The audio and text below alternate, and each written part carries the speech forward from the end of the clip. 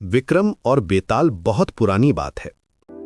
धारा नगरी में गंधर्व सेन नाम का एक राजा राज करते थे। उसके 4 रानियां थीं, उनके 6 लड़के थे जो सब के सब बड़े ही चतुर और बलवान थे। संयोग से एक दिन राजा की मृत्यु हो गई और उनकी जगह उनका बड़ा बेटा शंख गद्दी पर बैठा। उसने कुछ दिन राज किया, लेकिन छोटे भाई विक्रम ने उसे मार डाला और स्वयं राजा बन बैठा। उसका राज दिनों दिन बढ़ता गया और वह सारे जम्बूद्वीप का राजा बन बैठा। एक दिन उसके मन में आया कि उसे घूमकर सैर करनी चाहिए और जिन देशों के नाम उसने सुने हैं उन्हें देखना चाहिए। सो वह गद्दी अपने छोटे भाई भर्तृहरि को सौंपकर योगी बनकर राज्य से निकल पड़ा। उस नगर में एक ब्राह्मण तपस्या करता था। एक दिन देवता ने प्रसन्न होकर उसे एक फल दिया और कहा कि इसे जो भी खाएगा वो अमर। ब्राह्मण ने वह फल लाकर अपनी पत्नी को दे दिया और देवता की बात भी बता दी। ब्राह्मणी बोली, हम अमर होकर क्या करेंगे, हमेशा भीख मांगते रहेंगे, इससे तो मरना ही अच्छा है। तुम इस फल को ले जाकर राजा को दे आओ और बदले में कुछ धन ले आओ। ये सुनकर ब्राह्मण फल लेकर राजा भर्तृहरि के पास गया और सारा हाल कह सुनाया। भर्तृहरि ने फल ले लिया और ब्राह्मण को 1 लाख रुपए देके विदा कर दिया। भर्तृहरि अपनी एक रानी को बहुत चाहता था। उसने महल में जाकर वो फल उसी को दे दिया। रानी की मित्रता शहर कोतवाल से थी। उसने वो फल कोतवाल को दे दिया। कोतवाल एक वेश्या के पास जाया करता था।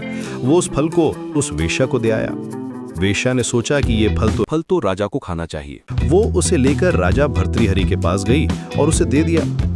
भर्तृहरि ने उसे बहुत सा धन दिया, लेकिन जब उसने फल को अच्छी तरह से देखा तो पहचान लिया। उसे बड़ी चोट लगी, पर उसने महल में जाकर रानी से पूछा कि तुमने उस फल का क्या किया। रानी ने कहा, मैंने उसे खा लिया। राजा ने वो फल निकालकर दिखा दिया। रानी घबरा गई और उसने सारी बात सच सच कह दी। भर्तृहरि ने पता लगाया तो उसे पूरी बात ठीक ठीक मालूम हो गई। वो बहुत दुखी हुआ। उसने सोचा ये दुनिया माया जाल है, इसमें अपना कोई नहीं। वो फल लेकर बाहर आया और उसे धुलवाकर स्वयं खा लिया। फिर राजपाट छोड़ योगी का भेष बना जंगल में तपस्या करने चला गया।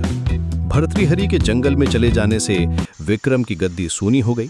जब राजा इंद्र को यह समाचार मिला तो उन्होंने एक देव को धारा नगरी की रखवाली के लिए भेज दिया। वो रात दिन वहीं रहने लगा। भर्तृहरि के राजपाट छोड़कर वन में चले जाने की बात विक्रम को मालूम हुई तो वो लौटकर अपने देश में आया। आधी रात का समय था। जब वो नगर में घुसने लगा तो देव ने उसे रोका।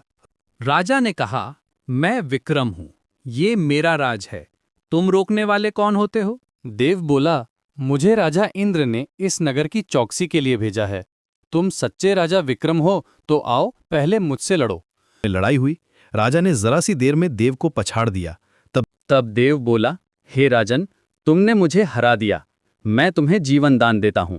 इसके बाद देव ने कहा, राजन, एक नगर और एक नक्षत्र में तुम 3 आदमी पैदा हुए थे। तुमने राजा के घर में जन्म लिया, दूसरे ने तेली के और तीसरे ने कुम्हार के। तुम यहाँ का राज करते हो, तेली पाताल का राज करता था।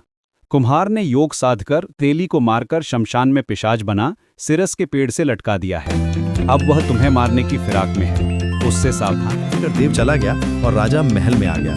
राजा को वापस आया देख सबको बड़ी खुशी हुई। नगर में आनंद मनाया गया। राजा फिर राज करने लगा। एक दिन की बात है कि शांतिशील नाम का एक योगी राजा के पास दरबार में आया और उसे एक फल देकर चला गया।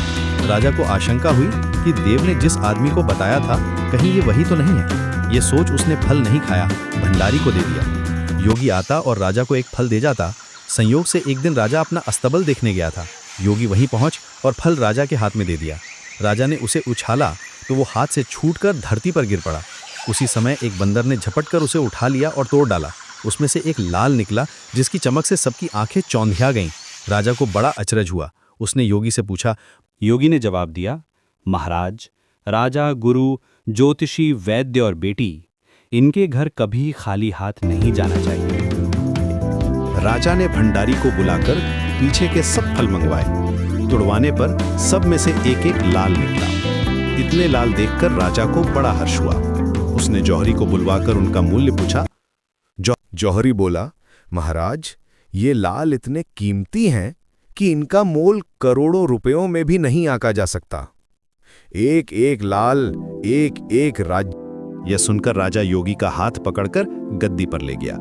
बोला, योगीराज, आप सुनी हुई बुरी बातें दूसरों के सामने नहीं कही जाती।